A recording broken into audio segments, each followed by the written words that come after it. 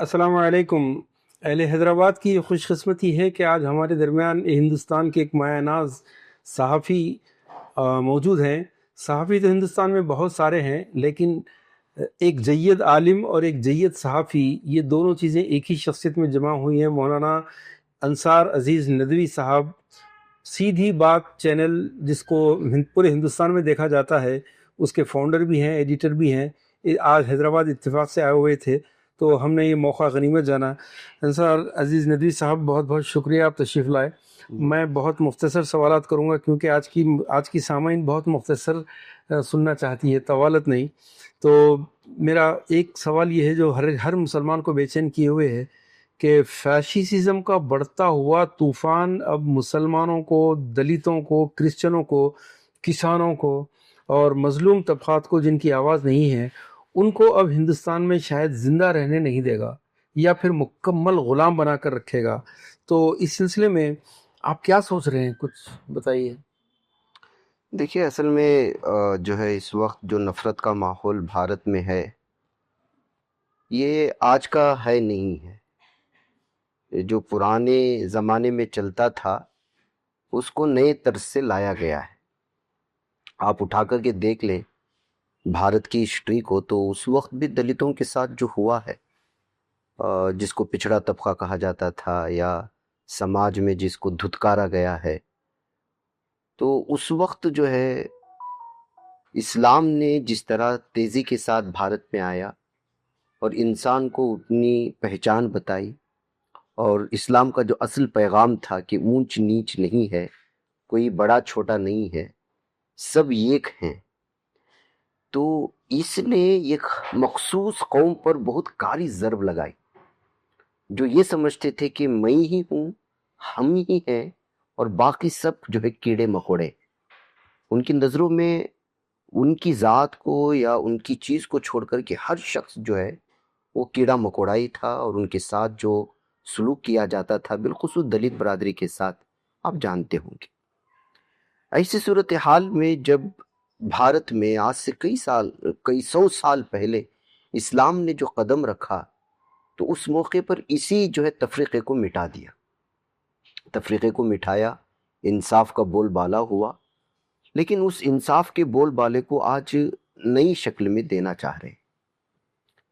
زیادہ تکلیف اس لیے ہوئی کہ ظاہر سی بات ہے، جو لوگ بادشاہت کے عہدے چاہتے تھے، لوگوں سے خدمت کروانا چاہتے تھے، جب ان کو یکسانیت کا سبق دیا گیا تو ان کو وہ نقصان پہنچا۔ اب ظاہر سی بات ہے کہ جنہوں نے یکسانیت کا سبق دیا، ان کو تکلیف دینے کے راستے پھر اس مظلوم قوم کو، اور وہ اس مجبور قوم کو، یا اس قوم کو جس قوم کو غلام بنا کر کے رکھنا چاہتے ہیں، ان کو دوبارہ سے دبانا چاہتے ہیں۔ اصل معاملہ مسلمان نہیں ہے، اصل معاملہ یہ ہے کہ مسلمانوں کو دبانے کے بعد، اس لیے کہ یہی وہ دھرم تھا یا یہی وہ افراد تھے جنہوں نے ان کو سکھایا کہ ہم سب ایک ہیں۔ اب جنہوں نے بتایا کہ ہم سب ایک ہیں، ان کو دبائیں گے نہیں، ان کو جو ہے پوری طرح سے ہم لوگ دوسرے نمبر کا شہری جب تک نہیں بنائیں گے، تو پھر وہ قوم جس قوم پہلے سے غلام تھی، وہ غلام نہیں بنے گی۔ تیسرے لے مرحلہ وار جو ہے اس کو ختم کرنے کی کوشش کر رہے ہیں، جس کی وجہ سے کبھی مسلمانوں کو نشانہ بناتے ہیں، کبھی عیسائیوں کو بناتے ہیں، کبھی دلتوں کو بناتے ہیں، کبھی قبائلیوں کو بناتے ہیں، کبھی جو ہے ملحدوں کو بناتے ہیں۔ یعنی کہ مطلب یہ ہے کہ انسانیت کا کوئی لینا دینا نہیں رہا، صرف دھرم کے نام پر ظلم و ستم کو آگے بڑھانا چاہتے ہیں۔ ان کو ڈر ہے، اس لیے کہ ظاہر سی بات، آپ انسان کو انسان بولیں گے، اور میں آپ سے کہوں کہ نہیں آپ میرے سے چھوٹے، آپ کو آج برا لگے گا۔ جب میں آپ سے یہ کہوں کہ نہیں میں اور آپ برابر کے ہیں، ہم دونوں کا یکساں یہ ہے، ہم ایک ہی پلیٹ میں کھا سکتے ہیں، آپ اپنی مرضی کا کھا سکتے ہیں، میں اپنی مرضی کا کھا سکتا ہوں، تو ان تمام چیزوں کو ختم کر کے ایک کچھ پرسنٹ لوگ ہیں جو اس پر یہ کرنا چاہتے ہیں۔ اس کے لیے یہی ہے، بالخصوص مسلمان جو یہ تصور کر رہے ہیں کہ صرف ہم مظلوم ہیں، یہ غلط بات ہے۔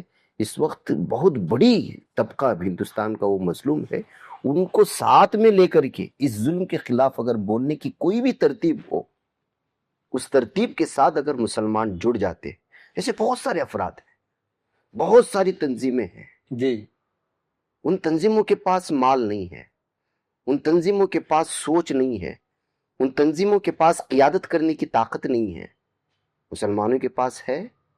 قیادت کرنے کی بھی طاقت ہے، حکمت بھی ہے، سب سے بڑے یہ کہ ان کے پاس منصب بھی ہے، تو کیوں ان جو ہے مظلوم برادری کو اپنے ساتھ کیوں نہیں لیتے؟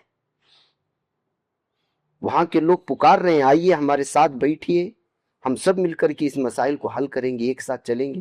تو ہمارا مسئلہ کیا ہے؟ ہم اپنے اندرونی جھگڑوں میں پھنسے ہوئے ہیں، کسی کو جو ہے امیر شریعت بننا ہے، کسی کو کسی تنظیم کا صدر بننا ہے، کسی کو جو ہے سیاسی پارٹیوں میں آگے بڑھنا ہے۔ مہاراشٹر کی حالت دیکھ لیجئے گا، جیتے کون سی پوسٹ ہے؟ کونسلر کی۔ کونسلر کا کام کیا ہوتا ہے؟ ارے محلے کی چرنڈیوں کو صاف کرنا، ندے نالوں کو، ایسا لگ رہا ہے کہ پی ایم بن گئے، سی ایم بن گئے۔ ان کی زبان سنا آپ نے؟ جی جی۔ اور اس سے بڑھ کر کے آپ جانتے ہیں کہ وہاں پہ ان کے پاس میڈیا کون سا جا رہا ہے؟ کون سا میڈیا جا رہا ہے؟ ہمارا تو نہیں، گودی میڈیا جا رہا ہے، جو میڈیا صبح سے شام تک ان لوگوں کی گن گاتا ہے جو ہندوتوا کا راگ الاپتے ہیں۔ وہ میڈیا اپنے رپورٹروں کو ایک معمولی سی کونسلر جو چرنڈیاں صاف کرنا ہے، راستے خراب ہیں، پارک ہے کیا نہیں دیکھنا ہے، اس کے پاس جا کر کے پی ایم اور ایم پی بننے والوں کے سطح پہ ان کو لا کے کھڑا کر رہا ہے۔ کیوں بھائی؟ کیونکہ یہ بولے کچھ، یہ کچھ بولے، اسلام کے بارے میں بولے، دوسروں کو گالی دے، بی جے پی کو گالی دے، ہندوؤں کو گالی دے، پھر وہ اس سے کچھ اچکیں گے، پھر لگائیں گے، پھر آنے والے الیکشن میں ان کو فائدہ پہنچائیں گے۔ ایسے پاگل اور باولے ہو رہے، لگتا ہے کہ پورا بھارت ان کا ہو گیا، سیاست کی سوجھ بوجھ نہیں۔ تو یہاں سے نفرتیں پیدا ہوتی ہیں۔ اب کیا ہوگا آپ بتائیے؟ آپ کھڑے ہو کر کے کسی کو چڑھا رہے ہیں، پوری قوم جس میں 90% قوم یہ نہیں چاہتی سیکولر ہے، وہ بھائی بن کر کے رہنا چاہتی ہے، آپ کی ایک بول سے آپ کی دشمن ہو جائے گی۔ غلطی کس کی ہے، میری یا ان کی؟ آپ تو سب سے زیادہ فائدہ خود مسلمان ہندوتوا کو پہنچا رہے ہیں۔ جی۔ تو ایسی صورتحال میں ایک بہت بڑی برادری ہے، جو آپ کا سوال ہے کہ کیا کرنا چاہیے، کرنا کچھ نہیں ہے۔ آپ کیوں بولیں گے بھائی؟ وہ قوم کا آدمی دوسرے قوم کے آدمی کو گالی دے رہا ہے، میں کیوں گالی دوں؟ آپ صرف اتنا بولو کہ فلاں آدمی نے فلاں کو گالی دیا، تم پہ چھوٹ گئے، قانونی اعتبار سے چھوٹ گئے، پولیس تمہاری پیچھے نہیں پڑے گی، آپ کے خلاف ڈیفیمیشن کا کیس نہیں بنے گا۔ آپ ڈائریکٹ کیوں گالی دے رہے ہیں؟ آپ دو مت، آپ مسلمان ہیں، داڑھی رکھے ہیں، ٹوپی ہے، آپ کے نام کے ساتھ خان لگائے، آپ کے نام کے ساتھ شیخ لگائے، آپ کے نام کے ساتھ بیگ لگائے، آپ کے نام کے ساتھ نہ جانے کیا کیا کچھ لگا ہے، وہ رکھ کر کے آپ کسی قوم کو گالی دیں گے تو پوری قوم آپ کی دشمن ہوگی۔ آپ مت دو، انہی کے قوم کے لوگ ان کو گالی دے رہے، آپ صرف انفارمیشن دے کہ فلاں نے فلاں کو گالی دیا، آپ کا پیغام بھی پہنچ گیا اور آپ گالی بھی دے دیے۔ اگر یہ نہج حکمت اگر ہم اپناتے ہوئے چلیں گے، آج کل کیا ہو رہا ہے، تھوڑے بہت ویورشپ کے خاطر، تھوڑے سے جو ہے اس کے خاطر جو ہے کھلم کھلا اٹھ کر کے اے کریں گے وہ کریں گے، جذبات میں آ کے بول دے، دوسرے دن جیل کے سلاخوں کے پیچھے، پانچویں دن چینل بند۔ یہ سب یہ حکمت نہیں ہے۔ آپ دے، صحیح کو صحیح بولے، غلط کو غلط بولے، بولنے کے اپنے طریقے ہیں۔ آپ صلی اللہ علیہ وسلم کو جب دین کی دعوت دینے کے لیے بتایا گیا تو آپ نے تبلیغ کیسے کی تھی؟ ڈائریکٹ جا کر کے بات ہے کہ تمہارے جو ہے بت جو ہے وہ غلط ہیں؟ پہلے انفارمیشن، پہلے اپنے اوپر اعتماد کو جو ہے پوری طرح سے میں کون ہوں، میں اگر آپ کے پاس بات پہنچاؤں گا تو کہ میں جھوٹ بول پاؤں گا؟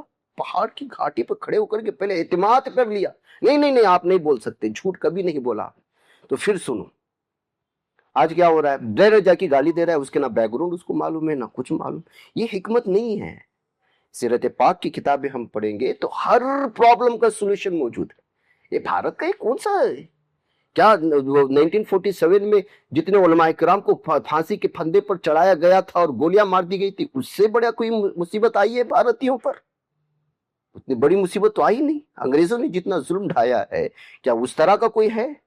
مطلب یہ ہے کہ اس وقت بھی لڑے تھے ان لوگوں کے خلاف، اس وقت لڑنے کا الگ تھا، آج ذہنی طور پر لڑا جا رہا ہے۔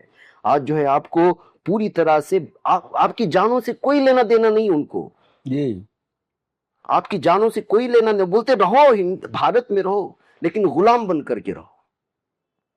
وہ آپ کو ذہنی طور پر غلام بنا کر کے رکھنا چاہتے تھے، انگریز بھی یہی کرنا چاہتے تھے، لیکن اس وقت وہ جو ہے مذہب کے نام پر غلام بنانا نہیں چاہتے تھے، وہ ایک پوری قوم کو غلام بنانا چاہتے، تو پوری قوم نے مل کر کے لڑا۔ اس وقت اسی طرح کی غلامی بنانا چاہتے لیکن مذہب کے نام پر۔ تو اس میں اور اس میں دونوں میں فرق ہے، جس کے نتیجے میں جو پہلے بھائی بھائی تھے وہ بٹ گئے۔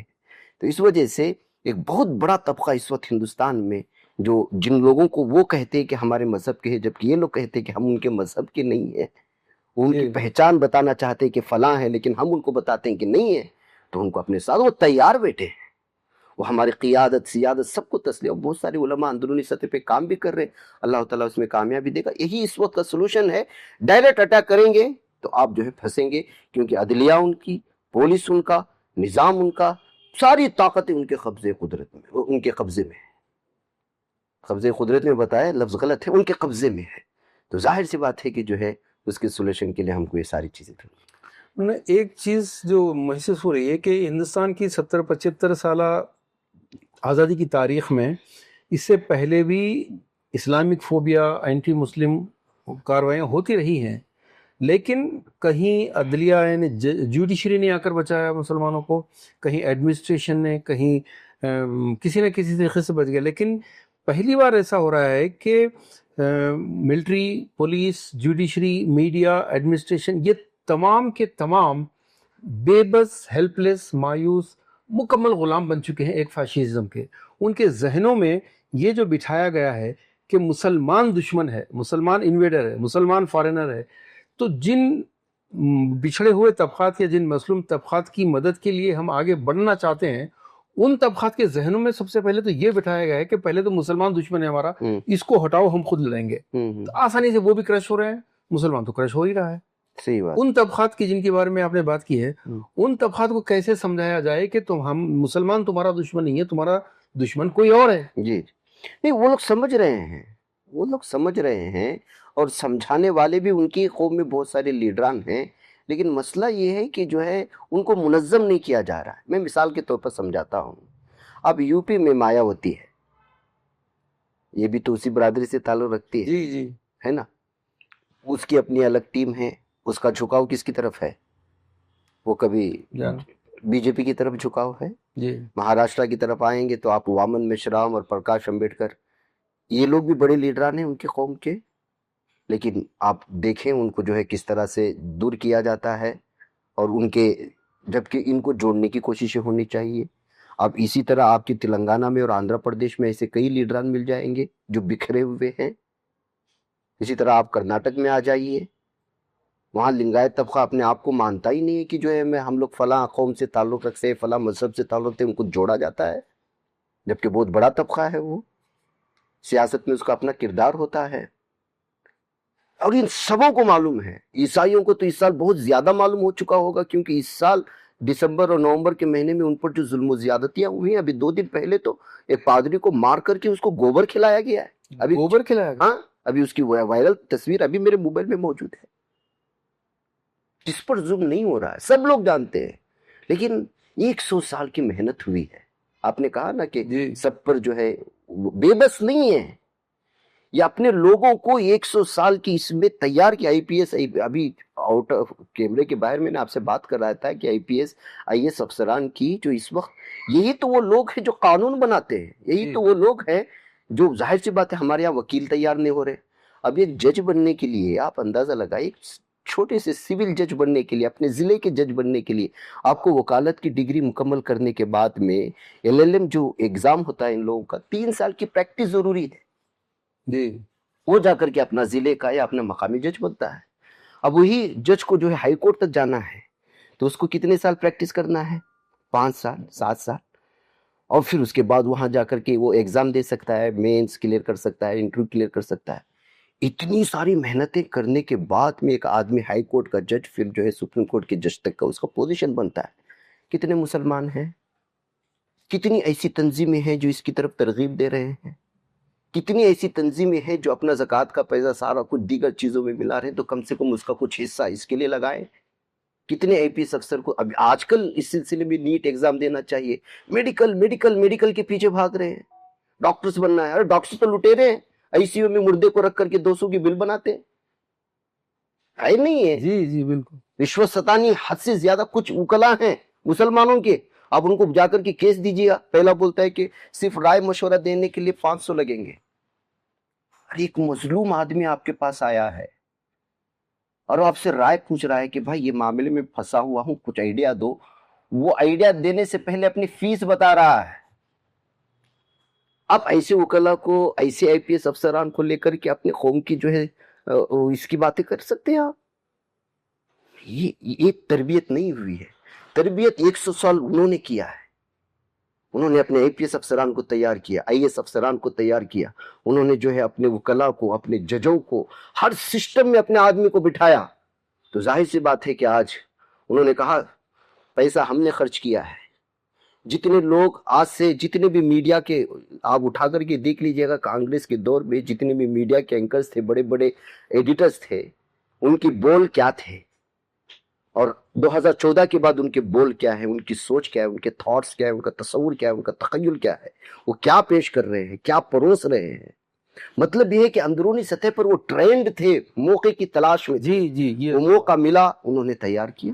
اب سارے نظام میں ایسا نہیں کہ بے بس ہے، ان کے افراد موجود ہیں. ابھی 100 سال تک بھی بی جے پی کے ہاتھ میں اگر ان کے پاس حکومت بھی نہ رہی تو ان کا سسٹم کام کرتا رہے گا. جی بالکل. تو یہ دنیا دار الاسباب ہے حضرت. جی یہاں محنت کریں گے تو کھائیں گے. آپ بیج بوئیں گے تو صحیح فصل کھائیں گے. آپ بیج بھی بو دیا اور اس پر آپ نے کام نہیں کیا، جراثیم مارنے والی جو ہے دواؤں کا استعمال نہیں کیا، اور صحیح کھاد نہیں ڈالا، تو اس کا اناج و اس کی فصل غلط ہی نکلے گی. آج ہمارا یہی حال ہے. 75 سال کے دور میں کون سی تنظیموں نے کس پر کیا کام کیا ہے؟ جی. انہوں نے ایک، آپ نے ہماری قوم کی جو اخلاقی انحطاط ہے اس کے بارے میں ذکر کیا. میں اتفاق کروں گا اس بات سے. 100 سال کی محنت کے پیچھے پیسہ بھی بہت خرچ ہوا ہے، اور اس قوم نے بہت پیسہ، جیسے بابری مسجد کے ڈیمولیشن سے پہلے رتھ یاترا نکلی تھی، تو سعودی عرب، دبئی وغیرہ میں جو کلیکشن کیے گئے، ہم شاہد ہیں. عورتوں نے اپنے زیور دے دیے، پیسے دے دیے، سونے کے اینٹیں دیں. لیکن اس تاریخ سے آج تک ہم ایک چیز پر محنت کر رہے ہیں کہ جیسے فیشسٹوں نے اتنا پیسہ خرچ کر کے وہ بچھڑے جاتے ہیں جن کو انٹچیبل، سب سے نیچ ذات سمجھتے ہیں، ان کو بھی اپنے ہمزین بنا دیا. آپ اپنا پیسہ جو شادیوں پر خرچ کرتے ہیں وہی پیسہ آپ استعمال کریں تو وہ الٹ ہو سکتا ہے. لیکن یہ قوم، چاہے وہ دہلی ہو، بھوپال ہو، حیدرآباد ہو، لاکھوں نہیں، اب تو کروڑوں میں ہو رہی ہے بات، شادیوں پر خرچ کرنا چاہتی ہے. اس کے علاوہ اس کا ویژن ختم ہے، کچھ بھی نہیں ہے. تو اب اس قوم کو کیسے راستے پہ لائے جائے؟ وہی دیر ابھی وہ مقصد نہیں ہے، اسی لیے تو مار کھا رہے نا حضرت. کبھی آپ نے سنا ہے کہ گوشت کھانے پر کسی کو مارا گیا ہو؟ کھانے پہ مارا جاتا ہے کیا؟ یہ اللہ تعالیٰ کا آخری عذاب ہے اس قوم پہ. میں تو اس کو عذاب ہی بولوں گا نا. بالکل. گوشت کھانے پر کوئی قوم ماری جاتی ہو تو اس قوم کے اخلاق کی انحطاط کا کیا جو ہے گراوٹ کہاں تک پہنچی ہوگی، آپ اندازہ لگائیں. آپ کے حیدرآباد میں بیٹھا ہوں اس وقت، جیسے آپ کے اپنے اس وقت آپ کے امریکہ سے آئے ہوئے آپ کے ساتھی بتا رہے تھے، ابراہیم خلیل صاحب، کہ جو انہوں نے جس شادی میں شرکت کی، اور وہ شادی کتنے لوگ شریک ہوئے؟ 14,000. اور کتنی قسم کی ڈشز؟ 121. صرف ڈشز پر اور کتنا خرچ کیا ہوگا؟ یہ ہماری شادی کا حال. اور اسی شادی کے کسی محفل میں بیٹھے ہوئے 4 سنجیدہ لوگ بیٹھ کر کے کسی کونے میں پتہ ہے کیا گفتگو کر رہے ہوتے؟ فلاں میڈیا نے آج مسلمانوں کو گالی دیا ہے، مسلمانوں کے خلاف سازش کر رہا ہے. یہ 121 ڈش میں سے شاید انہوں نے 2 ڈش کو بھی جو ہے نوچا ہوگا اپنی زبان سے. وہ کسی کونے میں شادی کے اسی اس میں جہاں پر کروڑوں روپے خرچ کیے گئے، اس کروڑوں روپے میں 2 چینل بن سکتے تھے، وہ ان چینلوں کو گالیاں دے رہے ہیں جو مسلمانوں کو گالیاں دیتے ہیں. تو یہ گالیاں دینے کے مستحق ہیں کہ نہیں ہیں؟ بالکل بالکل بالکل. میں نے ایک سوال آپ تک پہنچا رہا ہوں.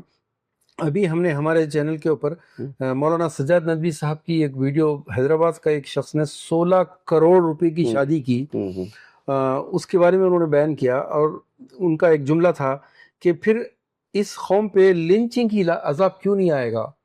تو ایک صاحب نے بڑے غصے سے مجھے لکھا کہ جس کی لنچنگ ہوئی ہے وہ بہت غریب مزدور ہے، اس نے 16 کروڑ نہیں خرچ کیے. 16 کروڑ جس نے خرچ کیے وہ تو سیف ہے، لیڈروں کے بیچ میں پھر رہا ہے، اس کو کوئی عذاب نہیں آیا. عذاب غریبوں پہ آ رہا ہے. تو سجاد ندوی صاحب نے یہ جو کہا کہ وہ خرچ کرنے کی وجہ سے عذاب آیا، تو عذاب تو اس پہ آنا تھا، عام لوگوں پہ کیوں آ رہا ہے؟ یہ سوال کیا ہوں میں آپ کو اس کو مثالاً سمجھاتا ہوں. حضرت صالح علیہ السلام کی قوم کو اللہ تعالیٰ نے ایک اونٹنی دی تھی، آپ کو یاد ہے؟ جی جی جی. اونٹنی کو مارنے والا کون تھا؟ کتنے لوگ تھے؟ 4-5 ہاں، عذاب کتنے لوگوں پہ آیا؟ پوری قوم پر آئے. ہاں، یہی ہے مثال. فتنۃ الذی لا ہاں، تصبح الذی. اللہ تعالیٰ کا عذاب بول کر کے اللہ تعالیٰ عذاب ان لوگوں کو دیتا ہے جو غلط کرتے ہوئے دیکھتے ہیں. غلط کرنے والے کو تو سزا آئی، یہاں بھی ہے وہاں بھی ہے. اب وہ شادی والے جس شادی ہوئی بولے نا، اس سے پوچھ لیجئے، اس کو تو سزا دنیا میں مل گئی، اس لڑکی کی طلاق بھی ہو گئی. جس نکاح میں سنتوں کا مذاق اڑایا جاتا ہو، جس سنتوں میں دھجیاں اڑائی جاتی ہو، بے پردگی کی انتہا ہو، بے حیائی کی انتہا ہو، سنتوں کا کوئی لینا دینا نہیں، وہ شادیاں 3 مہینے سے زیادہ ٹکتی نہیں ہیں. اس سے بڑا عذاب آپ کو کیا چاہیے؟ بالکل نہیں، عذاب تو ہے. عذاب، یہ دنیا آزمائشوں کا دور ہے، اور عذاب یہ ایک شخص پر نہیں آتا. اور جو شخص نے جو آپ کو یہ کیا ہے، ان سے کہہ دیجئے گا یہ ساری چیزیں جو ہے اللہ تعالیٰ عبرت کے طور پر پیش کرتا ہے، عبرت کے طور پر پیش کرتا ہے کہ سنبھل جاؤ، سنبھل جاؤ. جس کی لنچنگ ہوئی وہ تو شہید ہوا، بے مارا گیا. وہ پوچھا نا، یہ ایک زمانہ ایسا آئے گا کہ جو عورت پوچھے، بچہ پوچھے گا کہ میں کس گناہ کی، بِأَيِّ ذَنبٍ قُتِلَتْ، مجھے کیوں مارا گیا. یہ وہی ہے لنچنگ کر کے جس کو مارا جا رہا ہے، وہ قرآن کی زبانی کہہ رہا بِأَيِّ ذَنبٍ قُتِلَتْ، مجھے کس گناہ کے پاداش میں مارا گیا ہے. جی اس کو نہیں معلوم جس کو مارا گیا ہے. جی یہی صورتحال ہے حضرت. یہ ہو یا غازہ کی پٹی کا معاملہ ہو، جی جہاں جی. جہاں بھی ظلم و ستم ہو رہے ہیں، یہ من جملہ طور پر سارے کی سارے عالم کے مسلمانوں کو اللہ تعالیٰ جو ہے آگاہ کرنا چاہتا ہے کہ تم غلط کر رہے ہو، صحیح آ جاؤ. آج اس کی باری نہیں تو کل تمہاری باری. جب بات نکلی ہے شادی بیاہ کی، تو ہم سوشل ریفارم سوسائٹی نے برسا برس کام کیا، جہیز پہ شاندار تقریریں کی، علماء کو بلایا، علماء نے بھی خوب تقریریں کی، فضول خرچی پہ تقریریں کی، لیکن ہر آدمی نے سر ہلایا، اپریشیٹ کیا، بہت اچھا کیا، لیکن حل کچھ نہیں تھا اس میں. تو بہت غور و فکر کے بعد ہم اس نتیجے میں پہنچے کہ جیسے ایک ناچنے والا اس وقت تک ناچے گا، بلکہ ننگا ناچے گا جب تک دیکھنے والے اور تالیاں مارنے والے ہیں. اگر دیکھنے والے نہیں رہیں گے تو وہ کیوں ناچے گا؟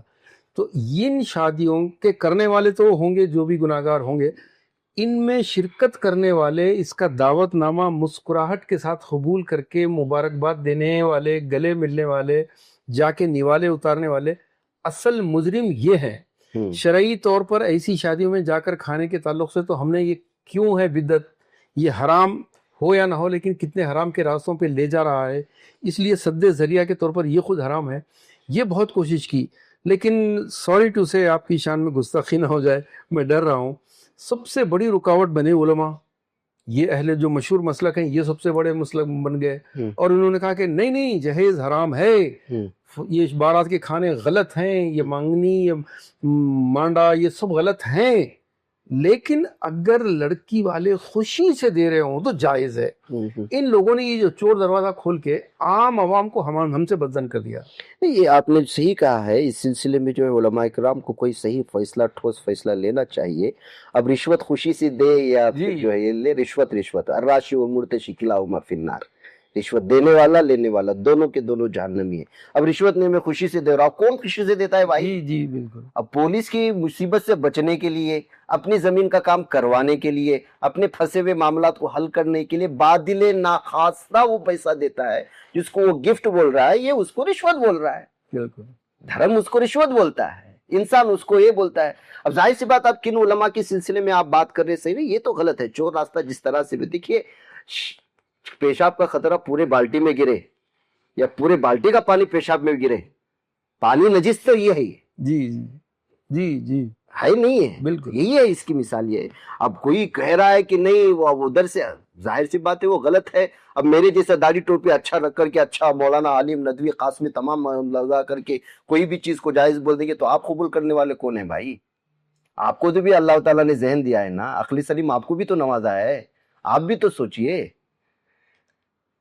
یہ ایک برادری کو آپ نشانہ بنانے کے بجائے اس کی ایک صحیح سسٹم لے کر کے مختلف علماء کرام کے پاس جا کر کے اس کو پیش کر کے اس سلسلے میں فتویٰ یا اس سلسلے میں حضرت یہ آپ کہہ رہے ہیں یہ صحیح ہے غلط ہے بتائیں. ایسے بہت سارے طریقے نکال سکتے ہیں، جہیز کے سلسلے میں نکال سکتے ہیں. یہ گفٹڈ آئٹم جو دیے جا رہے ہیں، ہاں شادی کے بعد آپ نے تو یہ کم بولا ہے. جی ابھی ایک سسٹم اور آیا ہے، میں آپ کو بتاتا ہوں آپ کے ذہن میں.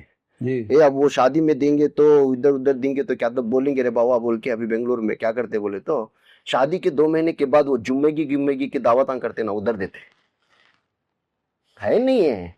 ابھی میں بنگلور کی زبان میں بولا, آپ حیدرآباد کی زبان میں کیسا سمجھاتے سمجھا لو آپ. ایسے سسٹم ابھی بہت ہے. ابھی اور ایک چیز سناتا ہوں آپ کو شادی میں. جی اب لڑکیوں کے ذریعے سے بایو ڈاٹا آتا تھا نا پہلے کہ فلاں پسند ہے, فلاں ہے, فلاں ہے, فلاں ہے, فلاں ہے, فلاں ہے. اب وہ ہے نہیں حقیقت. اب تو ایسا آ رہا ہے لکھ کر کے کہ بھائی ہماری بیٹی گھر میں ویکینڈ میں ہوٹل میں کھائیں گی, صبح ناشتہ بنانے کے لیے مجبور نہیں کرنا, اس لیے کہ ہم نے گھر میں اس کو ناشتے کی عادت نہیں ڈالی. اب آگے جا کر کے کیا کیا دیکھنا پڑے گا ابھی سمجھ میں نہیں آ رہا ہے. ابھی لڑکوں کے مطالبے کم, لڑکیوں کے مطالبے زیادہ پڑھنے لگے. کیوں؟ اس کی وجوہات بھی ہیں. کیونکہ یہ پاگل آدمی ادھر ادھر پڑھ کے, گنجر آدمی 12ویں پاس کیا ہے, 10ویں پاس کر کے کہیں تھوڑا سا کاروبار چلا رہا ہے, اور وہ CA بنی ہوئی ہے, وہ سافٹ ویئر انجینئر بنی ہوئی ہے. اب وہ جو ہے آپ کے سامنے مطالبے نہیں رکھی تو اور کون رکھے گی؟ تو ظاہر سی بات ہے کہ معاوضہ بھی نہیں مل رہا ہے نا, معاوضہ بھی نہیں مل رہا ہے. میں اپنی بیٹی کی لڑکی کو اپنے اعتبار سے تلاش کرنے جاؤں تو ظاہر سی بات ہے کہ میں سوچوں گا بھائی میں اس کو جس طرح سے پالا ہوں اسی طرح اس کو سامنے والا گھر ملے. اور ہمارے مسلم نوجوان لڑکے کیا کر رہے ہیں, گلی نکڑ پہ کسی لڑکی کے ساتھ چھیڑخانی کر رہے ہیں, اسی کو دنیا سمجھے ہوئے ہیں, اور رات ہوتی ہے گانجا لے کر کے جا کے کسی کالونی میں بیٹھے, اس کی جوانی بھی خراب, اس کی عیاشیوں میں. مطلب یہ ہماری معاشرے کی کہانی ہے حضرت, سماج کی. اب اس کو سدھارنا, بتاؤ زمانی جاہلیت میں جو عربوں کی حالت تھی وہی حالت تو واپس ہم لوگ لوٹ رہے ہیں. تو اس پر بہت محنت کرنی ہے آپ کو بھی, مجھے بھی, اور ساری قوموں کو اس پر سنجیدگی سے سوچنا. ہم نے جہیز کا موضوع الٹیمیٹ گول نہیں ہے ہمارا, لیکن جس مقصد کو آپ نے بیان کیا ہے اس مقصد کو حاصل کرنے کے لیے پہلے اسٹیپ پر معاشس کو قریب لانے کے لیے یہ ایک ایسا مسئلہ ہے, 25 کروڑ مسلمانوں کا مسئلہ ہے, 85 کروڑ ہندو برادری کا مسئلہ ہے. یہ شادیاں ہماری پوری اکنامی, ہماری موریلٹی پوری ختم کر رہی ہیں. ہم اس لیے اس کو پہلے اسٹیج پہ کام کر رہے ہیں. تو ہمارا ایک 1 لائن مشن یہ ہے کہ ایسی شادی جو غلط مثال قائم کر رہی ہے اس کا دعوت نامہ واپس کرو اور بائیکاٹ کرو. تو اس سلسلے میں آپ کی ماشاءاللہ سے پورے ہندوستان میں ریچ ہے, تو ہم چاہتے ہیں کہ آپ پورے ہندوستان تک پہنچنے کے لیے ہماری مدد کریں, تائید کریں. انشاءاللہ ضرور ضرور ضرور. بہت بہت شکریہ. حاضرین کرام, مجھے پورا یقین ہے کہ آج آپ نے انصار عزیز ندوی صاحب کے پورے ایک جملے سے, یقیناً ایک جملے میں بہت بڑی حکمتیں, تجربات, مشاہدات چھپی ہوئی ہیں. اللہ تعالیٰ وہ جو چند لوگ ہیں ہماری قوم میں آج بھی سوچنے والے ذہن ہیں, ان تک آپ کی بات پہنچ جائے. بہت بہت شکریہ, جزاکم اللہ خیر.